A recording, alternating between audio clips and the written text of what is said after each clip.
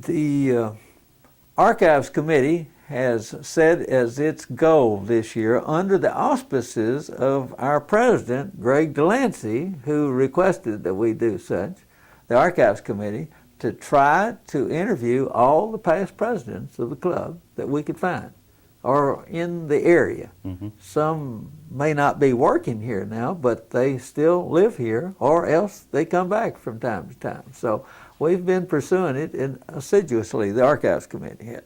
Good. And so today, I have the opportunity, we're giving everybody an opportunity on the committee to participate. Oh, okay. So this is your opportunity. So this right? is one of my opportunities to interview you. And today my guest is Mr. Rick Jones, an attorney here in Murray and Callaway County for how many years, Rick? 29 years. I can see. Oh, you're wait a minute. That'll be June. 29 years in June. Yeah. 29 years. Right. I see you're beginning to beginning to get a little gray. give evidence to that. A little bit of gray hair. And I have you down that you served, and you can correct me if I'm wrong, that you served in the 89-90 year. That's right. And if Ron Churchill is correct, that would make you the 65th president of the club. Now that I don't know. I don't know about that. Well, I'm going on Ron's figures. Okay. All right.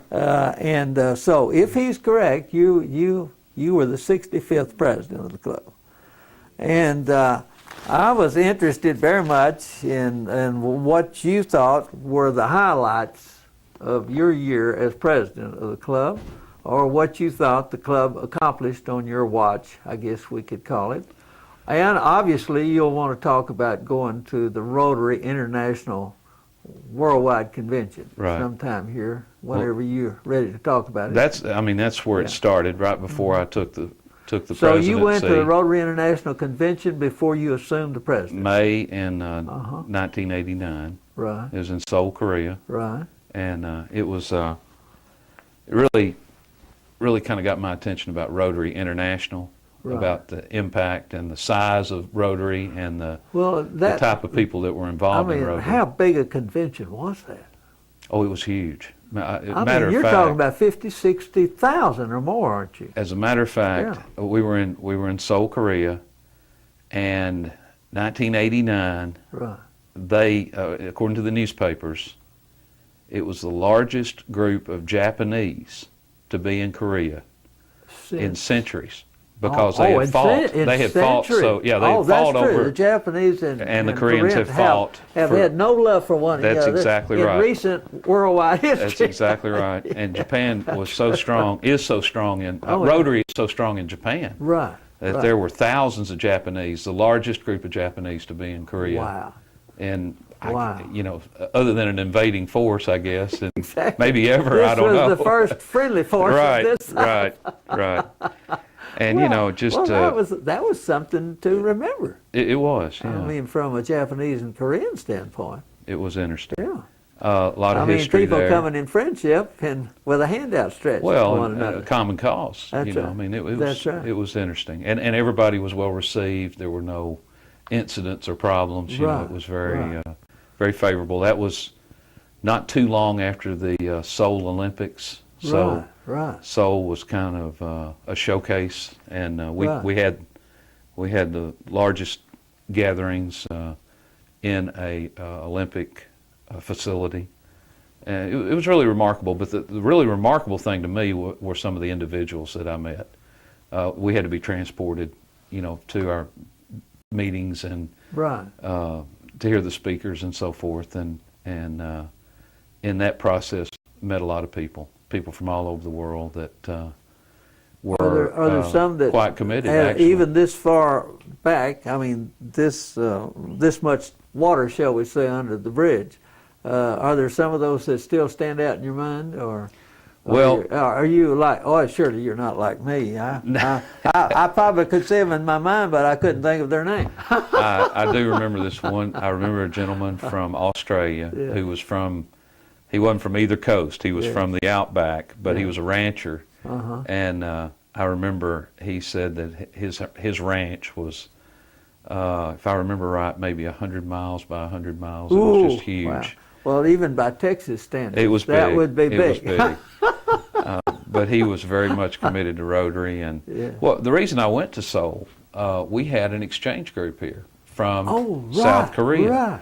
And one of the gentlemen, Mr. Kim, stayed at our house while they were in Murray. Oh, neat. I got to know him and liked him and met him in Seoul when we went over there for the international convention and spent a lot of time with him. So I remember him. It made it special, the fact that he had been in your home on the exchange prior to the convention. Right. So he naturally wanted to have you. He did. In a special sort of way while you were there in his He was very hospitable, area. Very hospitable young man. Very nice. And I don't know if you remember the South Korean group, but the leader of the group was a very successful, I think he owned steel mills or something. But of course, we hooked up with him when we were over there too. And they were just very hospitable people. But no, I don't remember the group. You don't remember that group? I'm sorry, Rick. He was a very distinguished gentleman, the leader. And then Mr. Kim worked with a peace organization, like an independent, almost a think tank. Right. That was even at that point mostly dedicated to reuniting North and South Korea. Right. And he was a very outstanding young man. Of course, those Rotary groups were always outstanding people. Right. They were always. Yes, it just seems like all the Asian groups, Rotary ends up with only the very top of the community in their organizations over there. Right. Which is not the case anymore in the United States. Not the case in a lot of countries, I think. And I suppose it's because of the strong emphasis on equality in the United States. Probably. And trying to make everybody equal, regardless of nationality or race or gender. Right. Right. Which we admitted. We went through that, didn't we? After the U.S. Supreme Court told us to admit, when we did it. Right. Well, I'm not sure. Although some folks threatened to leave, many statements were made. There were many that I'm sure today have forgotten their statements. I'm sure they have, and I can remember some names actually, but I won't name them. They have, because I don't want to rub it in on them. No, we didn't have too much problem accepting women, did we? In the club? No. Once it was recognized that it was going to happen, it was accepted. Right.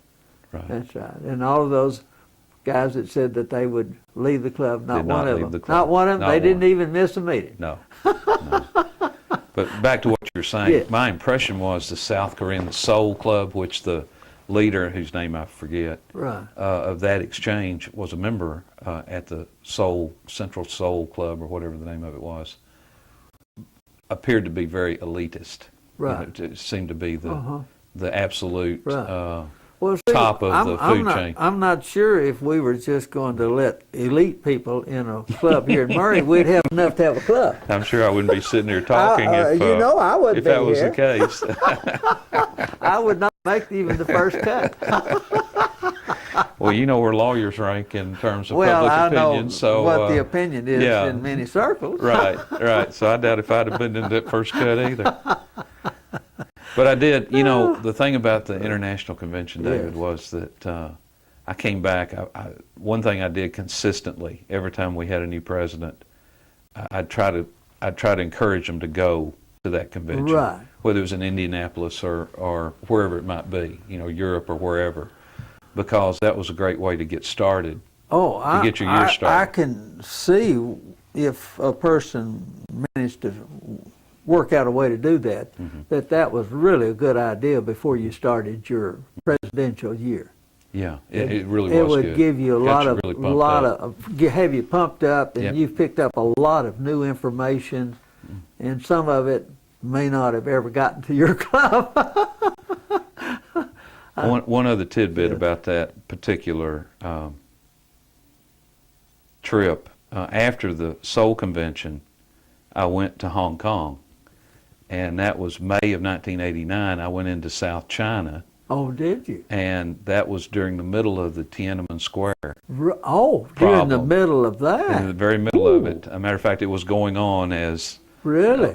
pretty good ways removed from Beijing, Right, but there were people were collecting money on the buses, on the Hong Kong buses Really? for the Tiananmen Square students, and it was a buzz. Wow. It was a buzz there. So that was kind of interesting, and the other interesting thing was all the Kentucky Fried Chickens and McDonald's over in Hong Kong. You couldn't believe that, could you? I could not believe that. I mean, That surprised me. it never occurred to me that Chinese love chicken that way. But I hear that Kentucky Fried Chicken, there's one of those. They must have 3,000 outlets in China. Well, that was the way nowadays. that was the way they identified with me. Yeah. You know, I'd say I was from Kentucky. They'd That was, say- it was automatically Kentucky they- Fried oh, Chicken. Kentucky Fried Chicken. Exactly. Yeah, Exactly. Yeah, yeah. Exactly. Oh, that's great. Yeah. Then, you know, you've given me this. I told you on the phone. I don't remember.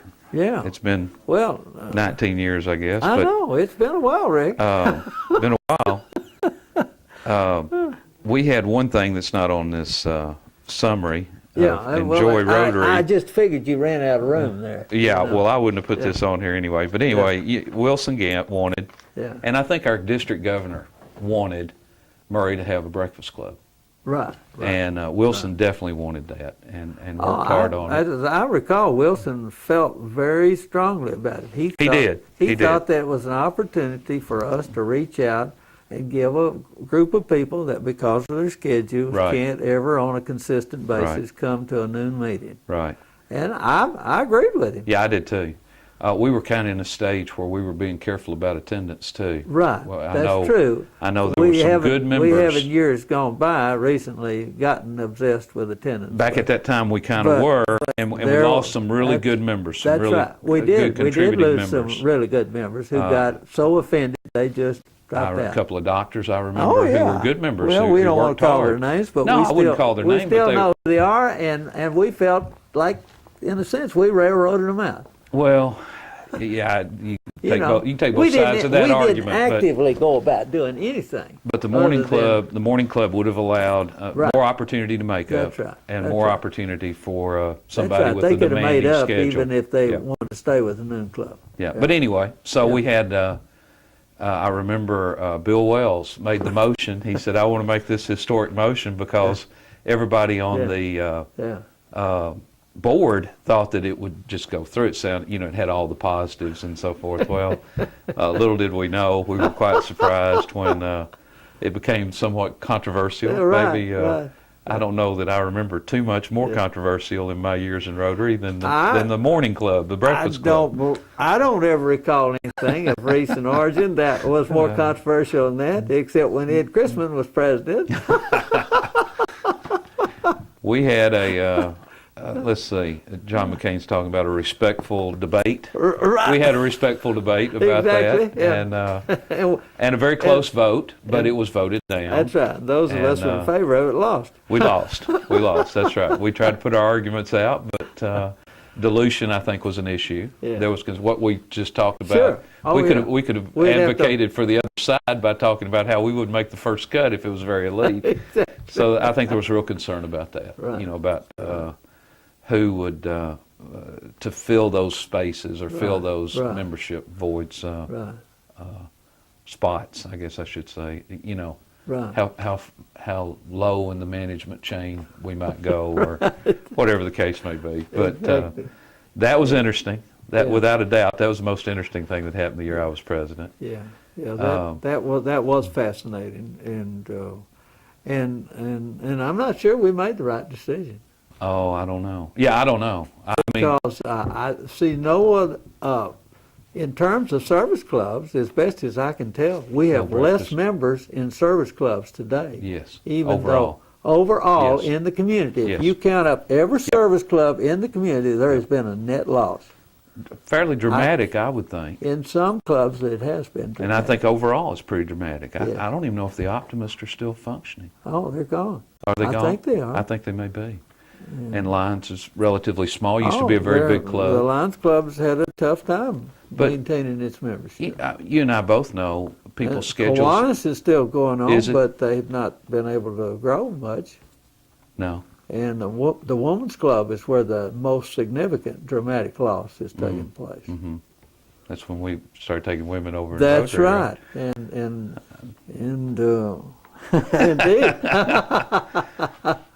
But people's schedules have changed too. They have. Times have They changed have. where They have. with hindsight, it probably would have been helpful a lot of times. I might still be involved in Rotary if we'd had that alternative. Oh, in if terms we'd of- given people another option, as you say, that would have given them more ways to have made up. And during that whole era when we were really pushing attendance, and I guess the region was, the district was pushing it hard too from the governors. I'm not sure about that. I don't know where that came from. We but anyway. certainly had presidents that, I was- our chairman, attendance chairman, who were gun ho anyway. Yes, we did. Yes, we did. I was always kind of the opinion if they paid their dues and they Well, they I come saw, when they could. You and I, I'm sure, were of the same mind. We saw the upside on the fact that when they were not there, we collected made money. We Yep. made more money Yep. for the club when they were gone. Yeah,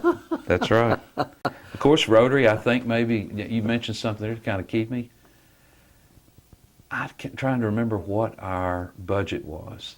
Right. I know we had 2 fundraisers, Right. and not my year, but the next year.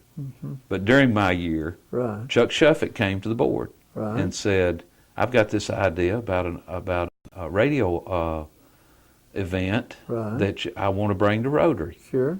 And that turned out to be, we've been working really hard to make $3,500 at the Right. breakfast or $5,000 at the golf tournament, and that turned out to be a real solid moneymaker. It has that boosted us. made somewhere between $4,000 and $6,000 every year, I do believe. I if believe I'm that's right. recollecting I believe that's correctly. right. Yeah, and so that was our third really moneymaker. And you may recall, during that time we were really looking for different projects, and Right. Chuck brought that to us. Yes. But And it's gone on ever since. I don't believe there's been any, I don't think- no. any break in No, I don't think that so. project continuing. I think it's gone continuously. We looked over to Hopkinsville. They had that radio auction. Oh, Made all that money, had those scholarships. they've been unbelievably They've done a successful tremendous with their job. particular project they've got over there. Paducah started the quilt. They had the quilt show going Sure, on then. sure.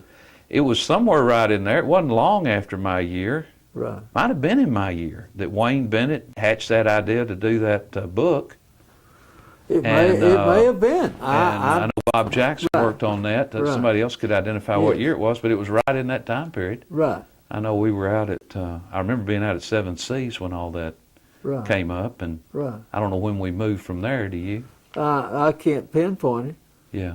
But anyway, we had a lot of, we were looking for fundraising, I remember that, and that whole radio, what do they call that? Rotary radio, Well, or television, is it television? now? radio. Well, I'm not sure we use the word auction. I'm not even sure what we call it these days. It's really just more a promotion of It is a way to. Murray State and That's the 2 right. school systems. and Well, let's see. Telethon. We call it. Telethon, there you go. Yes.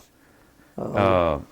That just kind of came to us, and it was great. I mean, it's been a real boon to of course, I guess our when club. both you and I came into the club,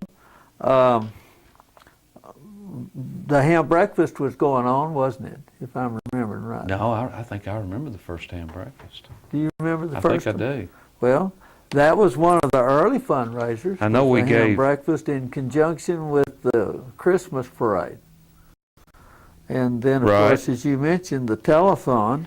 And then, of course, obviously we did the golf tournament. The golf tournament came next. In fact, Yeah.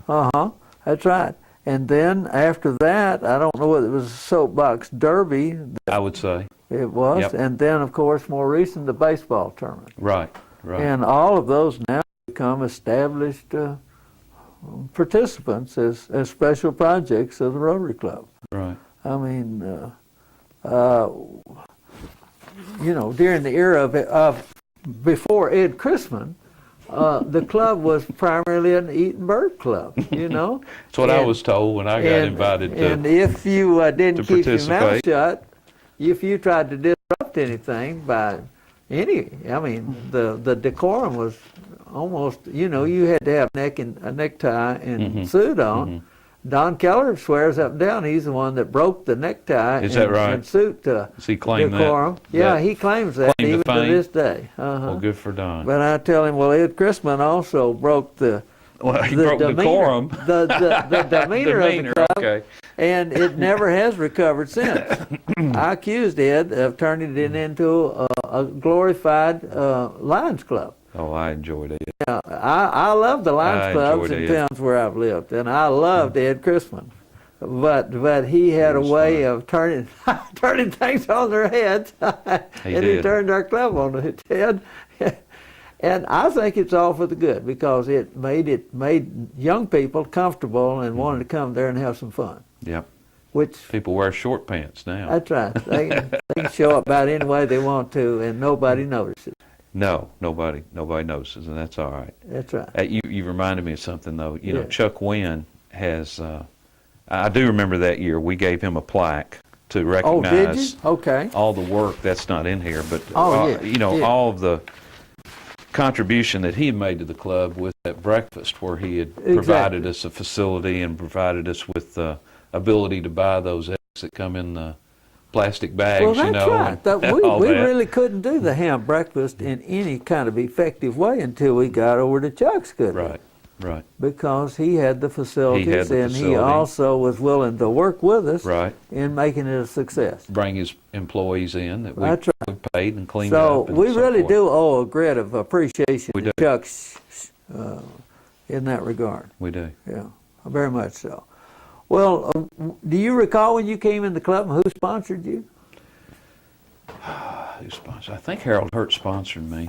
I came in, and because I think he had to take senior active status to open up a classification. 1981. Okay. 1981. Yep. And I went to Gene Schombacher's orientation. Listen, Gene was doing it then. I don't know whether anybody that's in the club that's still alive hasn't been through Schombacher's I don't training. think Mr. Dorn's been there.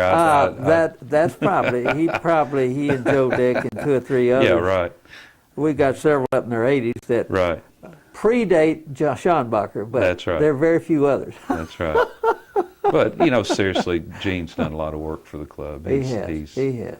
And probably doesn't get a whole lot of thank yous for it. Well, he gets a lot of harassment. It's a hard time, doesn't he? But I assume he's learned to enjoy that. Apparently. Well, did you serve in other club positions? I was trying to recall. Well, I was on the board. I was on the board for 4 years. Right, of course. Right. And were there committee chairmanships that you did that you would want to talk about? No, I don't think so. I think I went on the board, and then I was in charge of these special projects. You were? As the president-elect that year. Right. We kind of set that system up. But I think I was vocational service while I was a director. Okay. And we might have moved around a little bit on that, but not as much then as we do now. But I was not secretary or treasurer, and I should have served in that capacity. At some point along the way, we eliminated the requirement for a person. We hired a secretary treasurer. We hadn't at that point though. In 90 and we didn't. I don't think 80s. we had the money to do it at that point. No, and we probably should have made that. But it wasn't a requirement. Right. I know it wasn't a requirement when I came through the board, but I don't think. But it was sort of a expectation that as vice presidents moving up, you serve as have exercise oversight for one of the areas of service. And as you said, you did the area of vocation, was the one that you did? Yes. Yeah. I know at least 1 year or maybe two. Now, I do remember Bob Garrison was the secretary. I'm looking here. Right. And Bob later became president. Yeah. And Paul Daly was the treasurer. Right. And Paul later became president. So but we neither one of them somewhere wanted to along go the line. into, they didn't want to move up at that point. At that time, that I can recall was all asking they them wanted about to do. They didn't that's right. didn't want to accept any of the other responsibilities. They didn't want to get in the rotation at that point, Yeah. but they did later. Yeah. Interesting. Well, I'm glad you found this. Well, I felt some of lucky that I stumbled onto it too, and I thought, well, I'll declare this is going to be helpful. I tell you, Bob Garrison was a great help to me. I remember that. He's just a guy you could ask him to do anything, and he'd jump in and do it. Yeah, he was willing to do it. He gladly, really was. Wasn't he? He was one of those 10%. Yeah. One of the things that's listed on there, which I thought was of interest, and it lasted for several years when Tracy Harrington was here, and he had his connection with Bailey's University in Bailey's City, the national capital in Central America, the nation of Bailey's. Well, he had some kind of an exchange program going with the university down there through Murray State University, Tracy Harrington. I remember that.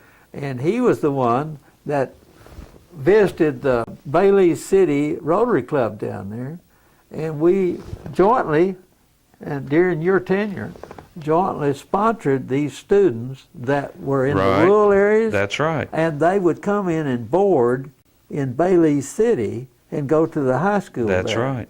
And we paid $1,600 in scholarships. for him. $200 a piece. That's right. And that went on for 5 or 6 years. I'd forgotten about that. Until we know, for some reason or other, Murray State no longer continued their relationship with the university there in the nation's capital. And we lost our connection to the club down there. And so that's when it ended, huh? That's right. I didn't know how that ended. But it lasted for a number of years, right on through your tenure and several more president's tenure. Right. I'd forgotten, David, that Howard Titsworth spent a month in Hong Kong in '89. Right. And he'd gone for a month to the Philippines the year before. Well, I'm glad Rotarian. you mentioned that in our conversation, because Howard is no longer with us, and rightly so should be mentioned in the archives records. That was because I don't know of anybody else that gave his professional dental service for Rotary International. And what were the two? He served a Philippines in 1988. Okay, for how long? A month? 1 month, it says, and then a month in Hong Kong in 1989. And both times he went there through the Rotary program. As a professionally recognized dentist. Exactly. With 30, 40, 50 years service, and gave gladly of his time as a volunteer. He didn't get a dime for that. That's right. And Greg Prater, who I don't think's at Murray State anymore. I don't think so. He went to Korea we sponsored him on an exchange. Right. And that was the reverse exchange with the Koreans had come over. Right. For our district. Was it District 50? Were we in District 51? Oh, it's District. No, that's not It's right. been, I'll tell you. District 671. There we go. 671. 671. But Greg Prater, of course, we dealt with each other because of Korea. 6710. 6710? Yeah. Well, at least that's what's printed on the front of the rotopatter. You see it on the front of look on the front there up at the top. Mine's got 671. Okay, well, this is misprinted then. I don't know. Maybe this one is. I think you're right. Yeah, that's my best recollection. It says we're club number 1274. I don't know if that's right or not. Chartered in 1924. Exactly. But Greg was a big help to me because we spent some time talking about Korea to different folks. And then Steve Nesbitt went to India in 1990 on a group study. Yeah, see, I'd forgotten about that. I had to. Yeah. I had to. We were really active on those group study exchanges back in the late 80s. During that era, I think our district governors were putting a great deal of emphasis on that. Lately we've been emphasizing polio plus Right. and that sort of Right. thing, and trying to raise all these hundreds of millions of dollars to eradicate polio around the world.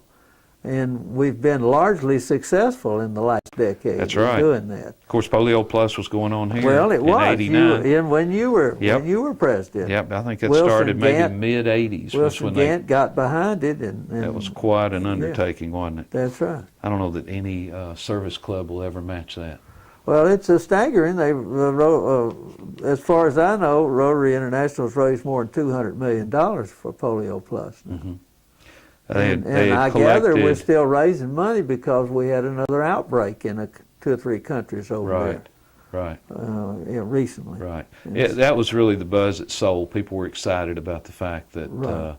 Rotary, as a group, collectively, international, could Right. eradicate a disease, or had that Well, opportunity. it's amazing when you think about the fact that Rotary's got oh my, it's 1.2 million members worldwide, you know, and that's what gives it that capability. Exactly. It's within the area of reason for people that have got all kinds of other financial commitments. They can still do that one too. Right. But, even in light of that, $200 million is what this says was collected in 1989.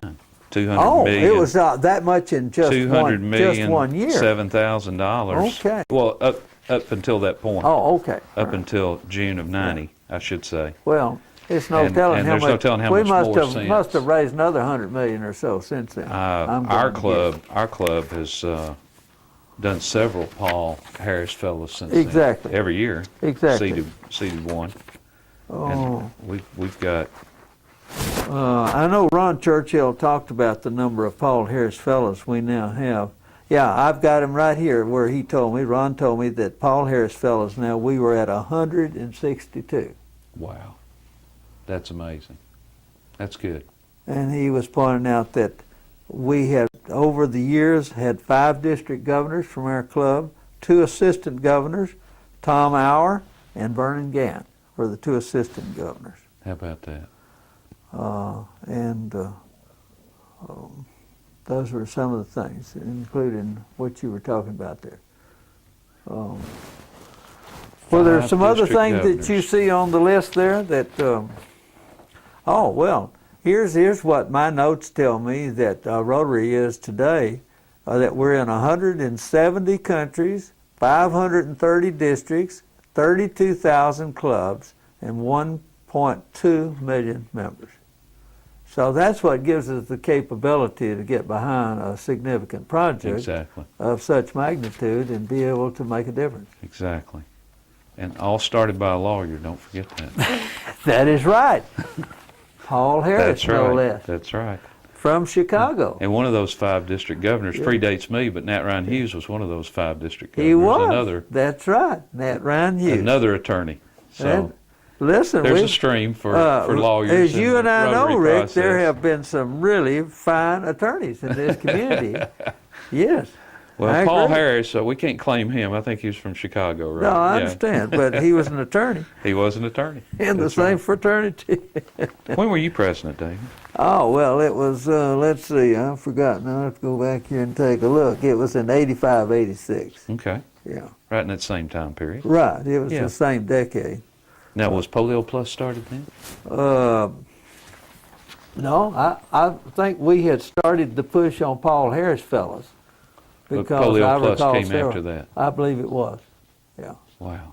So that's amazing. yeah. I hope this number It is is. accurate. Over 200 million by. Well, June of I 1990. imagine you I all got suspect that it was. from reliable sources. Mhm. Yeah. Was there anything else that happened that you reported when you at the Rotary Banquet for the year? I mean, that's sort of a summary statement. Yeah, we had of our scholarships at least many there. of the highlights. Part of this was to let the spouses know, Oh, indeed. what was indeed, going on. And visitors that come to And those, visitors. Those I do remember James Weatherly was our humanitarian of the year that year, who dedicated lots of hours to youth, soccer team, and sports and so forth in the community. And I believe along about that line, he was also Troop 45 Scoutmaster. Absolutely. But as you say, he had had his fingers in a lot of things having to do with But scouting, youth. you're right. And He was very active in scouting. Right. We had our study exchanges. We talked about that. Of course, we had our district scholarships that Wilson Gant. Of course, you can't talk about our time, our era when we were presidents without talking about you really Wilson can't. Gant. Right. And he was chairman of the district scholarship committee for 89 and 90. Right. For District 671, I suppose. Yeah. I had completely forgotten about the Belize scholarships. I'm glad you mentioned that. Yes. And apparently the Max Hurt Scholarship was recently established, it said, Right. to be funded annually. That was a Murray State scholarship. I think, I think it's completely funded. That was in addition to the Max Rainy Hurt. T. Wells, That's which right. had already I believe been it is funded. completely funded too. Mm-hmm. And then we had, of course, every year we have the two $500 scholarships to local high school kids. Right. As I recall, those were kids who didn't get a whole lot of other scholarships. Someone that always felt good was about missed that. out in some way or another in any other regard. Right. World Community Service Project, a district program to provide used textbooks to other countries. Right, that's 1,000 right. volumes of textbooks were provided to this program through the efforts of Murray Rotarians. Right. I don't know who worked on that specifically. Well, Do you? for the life of me, I'm still at a loss. I can remember the project, and I can remember that we collected a lot of books, and we managed to get companies, transportation companies, who would take them from here to wherever they were being sent on a space as available basis. I'm sure we're forgetting somebody who worked a lot of time. I know. On that. I don't know how we can't can't remember that, but my mind just doesn't work well all the time. And then the CRY program, I don't know if you remember it or not, but it was high school kids, and they went in the summer. There were 14 Western Kentucky students who went to Germany, Italy, and Switzerland. And I know there were some local kids in that, but I can't remember, because I remember at the district convention, Right. These kids being introduced, and had a luncheon every district convention, and there were some local kids from Murray, but I can't remember Yeah. who See, they were. for some reason, I didn't even remember that program. That was a good program. I don't Right. know. I don't know if it may be one of these. We're talking about how the district governors push certain things, and Well, this one got pushed. And I Right. know Vernon was active in that program at the district level for a period of time. Ron Churchill interviewed Vernon, so Vernon when he was president, so he may have collected all this data and put it in the record. I hope so. With Vernon, just like Wilson. I'm hoping that's the case. Vernon has a lot to do with And the Murray Rotary he Club. still works Still hard active. on all Yep. that sort of thing. But David, that's all I don't remember, but I can read from this. One of the things we want to talk program. about before you get away today and wrap it up is your thoughts on the motto of, service above self, the four-way test, the objectives. Excuse me, the objectives of Rotary. What's your thoughts on that? How do you see that as being effective in making the difference in Rotary, just being anything else? It could just as well be a country club. Right. If for not. Now, I don't no disrespect to country clubs; they provide a service too, but it's primarily a service to the members. Right. Is we love to come and eat and enjoy a good program, but there's supposed to be something else beyond that. Well, service above self is something I didn't get into Rotary about. I really got into Rotary more because my good friend Ronnie Dunn, who's I hope still active in Rotary in Mayfield, I'm not sure. Right. Said this was great. It was during the day. It didn't take up your evening, and you just came and ate, and you didn't open your mouth. And you didn't get in trouble and go on. But I think the club got more active, after I joined in 81, and I think it did get more active as it went along. It got more involved in projects. I just think that as the membership got younger, and it because of the new focus on service. In other words, we're not just going to ask you to kick in another $50 to cover another project. That's right. We're going to ask you actually to get out and come on out and help us, and let's raise some money. And from But what I saw, old-timers wanted to prefer to just write you a check. yeah, but you know, the old timers jumped in there. I think the ham breakfast probably was one thing that, That finally people enjoyed finally working at. got us off of our couch potato. Kind of got us moving and Yeah. active and Yeah. doing some work. And, Yeah. and from there, and you've heard over the years people come in and say, we can always count on Rotary, and I think that's true. Yeah. I think Rotary, if there's a need in the community, one of our members is going to hear about it, or somebody's going to bring it to Rotary, and Rotary's going to participate in meeting that need. And having the money really helped. I mean, you know, that's. Oh, yeah. I guess that's why Yeah. I talked about that telethon coming along, because Right. it was just and then of course the soapbox derby, that was a much bigger. Oh, thing that turned into something to behold. It did. It has. And it that raises money. was on Jim Tate's. Jim was Tate's president. presidency. Yep. That came into being. It sure And I was. don't believe, you know, you've got to have somebody that's got kids or got friends of kids who very much want to get in on a project like that, to put out the Well, effort to get it going. absolutely, And yeah. build the clientele and the support system for it. Jimmy and Keaton, his son, Right. went over to Bowling Green more than once to watch the Oh, soapbox yeah, derby yeah. over there. And Yeah, they invested they a lot of their participated. time and talent and effort and money. And Maggie went to Akron. Right.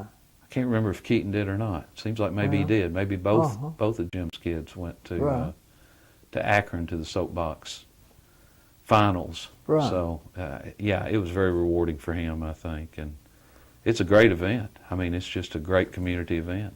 And the Christmas parade is too. And there's It is. one. It is. That's not a money maker, but No, it's no, service that's to the right. community. That's right. It is. And Rotary does a lot of things for this community, without a doubt, year in, year out. Well, I've noticed that this year, Greg Delancey, almost without fail, if he's present, our president this year, if he's out of town, somebody else has to fill in for him.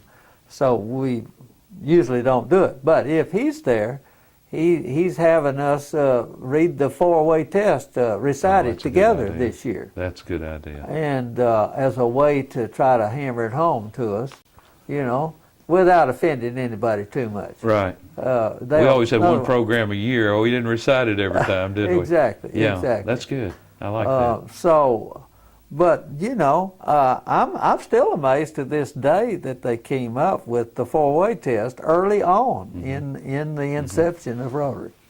I think the story goes there was let's see, and I should know the industry, but a man went, and the industry was in really bad shape and dire straits, and was that Club Aluminum, or I can't remember what the industry it was, but anyway, he came up with that test for his employees, and Rotary adopted it then because it was a great success story. Well, I'm glad you shared that because I did not know how that happened. But I can't remember the name. You'd know the company if I could remember what company it was that apparently was about to go bankrupt, and Right. a new president came in and developed that test and asked the employees to apply it, Right. and it's a great turnaround success story. Yeah. Wow.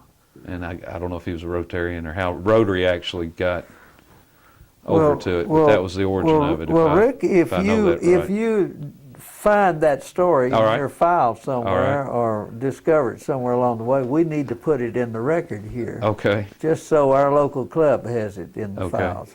I think that's something I heard at a district meeting, but Because I'm not familiar with that story of the company, at least I don't think I know that part I of don't it's right. think I just can't remember what Right. company it was. Exactly. I know that's Yeah. what happened. And Right. so it had, it had already proven itself when Rotary adopted it Right. as a four-way test. It already proved itself beneficial to a pretty good group of people, I think. Oh, So it's yeah. a pretty good-sized Yeah. company that had to turn Well, around. it is very cleverly designed because the more you think about it, you realize it's asking 4 questions that are all asking the same thing, just in a different way. It Yeah. sounds like a lawyer would Yeah. have written this, Rick.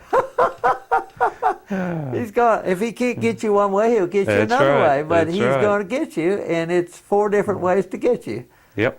designed to get the same thing. Yep. It'd be a good rule, be a good test to live by, wouldn't it? Well, I've been in businesses in towns all across the country, and I've seen the four-way test setting up there on a person's desk when you came in the door, or you went into a pharmacy, or went into a grocery store, and you'd say, "Oh, this guy's got to be a Rotarian," or at least he was at some point in time, because he's got the four-way test out there. Right. Just to remind everybody, you know. And if you've ever heard of it, it's hard to forget. You may not be able to quote it, but you know it has something to do with the golden rule. It's a paraphrase. Paraphrase from the golden rule. Yes. Four different ways, right? That's right. Yeah. I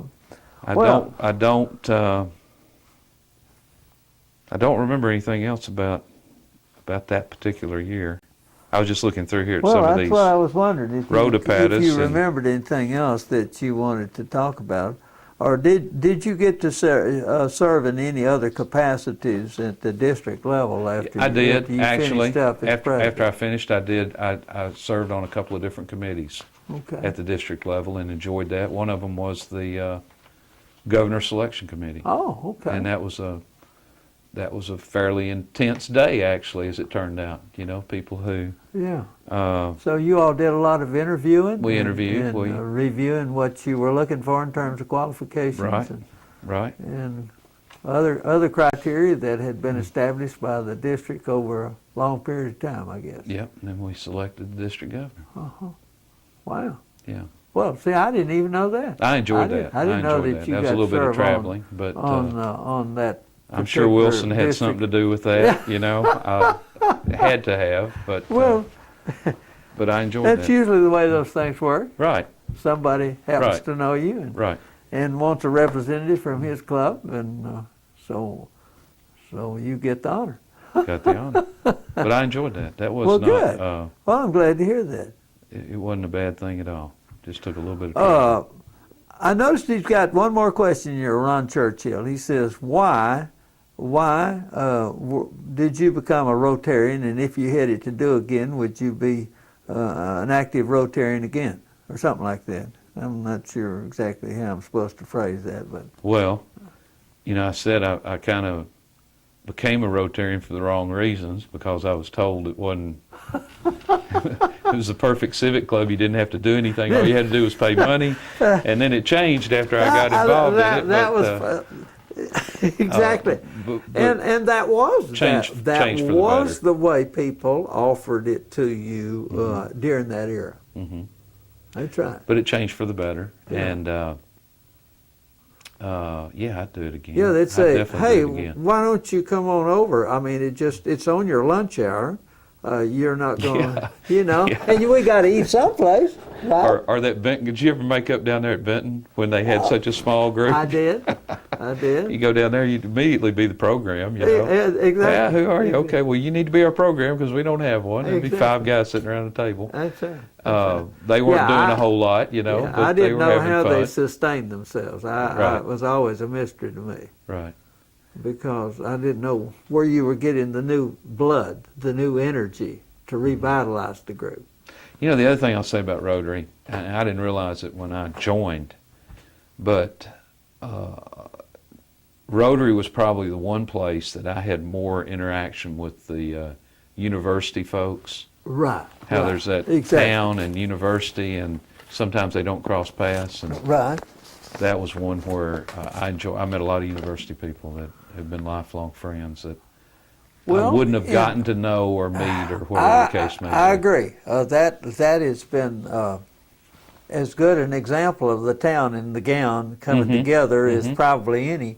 And in more recent years, it has been the place where there's more interaction between the Murray City School System and the Callaway County System and the Murray State University, all intersecting there with the community, with the mayor and others, perhaps the county judge, people from the city council, perhaps from the physical court, and so on. So there's a place where if you need to chat with somebody from any given connectedness in the community, you perhaps would see somebody at lunch when you could have an informal conversation with them. Right. In a non-threatening circumstance. I'll tell you a little story. So it did provide a real service. I can tell you a little story about that. The first time the city and county, the very first controversy, Bob Rogers was walking out the front door there at Pollyeyes one day, and I said,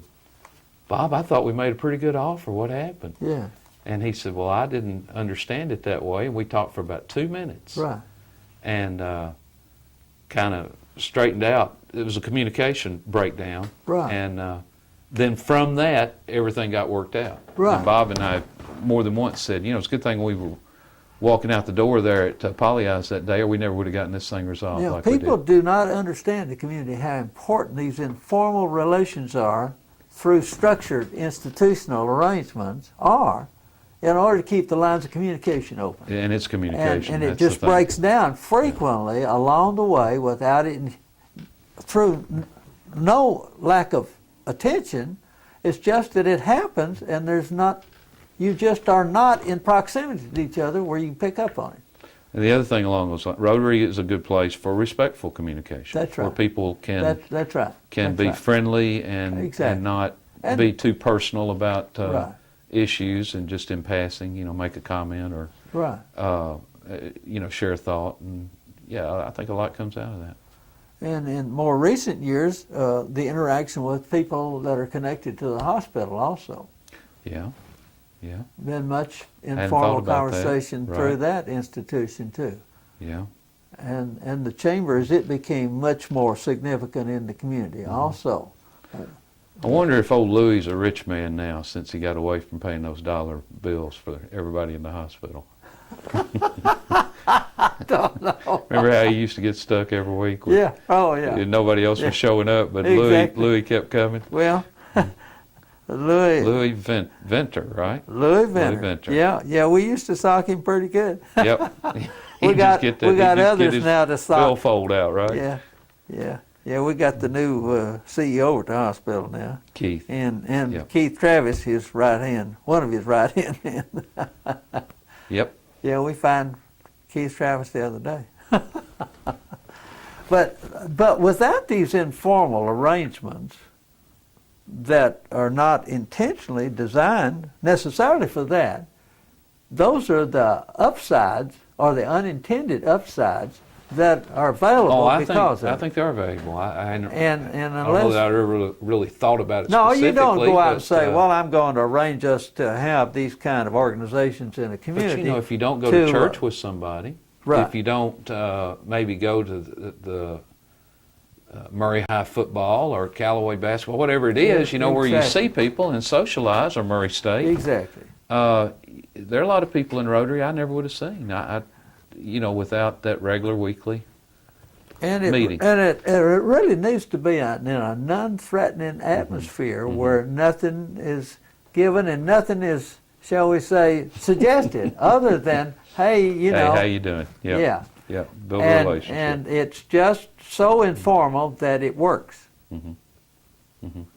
But you got to be in proximity to one another to make it work. That's right.